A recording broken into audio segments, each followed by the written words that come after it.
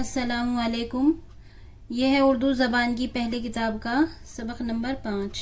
चांद, झांक, सांस, भैंस, सींग, पैंट, ऊँट, खूंट, चोंच, झोंक, गोंद, लौंग, पंखा, फंदा, ठंडा, पंखा, फंदा, ठंडा, फुंसी, धमकी, समधी, खांड, सौंठ, सौंफ, हल्दी, सौंठ, सौंफ, हल्दी, रुई, सुई, चावल, मूंग, जवार, चावल, मूंग, जवार, खेती, कोल्हू, खादर, अरहर, मसूर, खादर, अरहर, मसूर, मिस्री, लाठी, मूसल, जामन, पोंडा, पूरा चांद, ठंडी सांस, भूरी भैंस,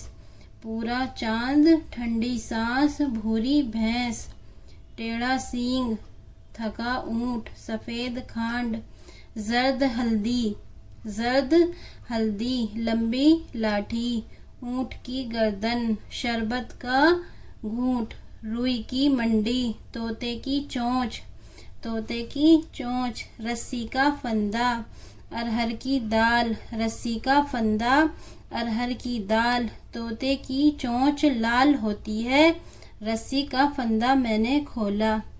ये था उर्दू ज़बान की पहली किताब का सबक नंबर 5। अस्सलामुअलैकुम।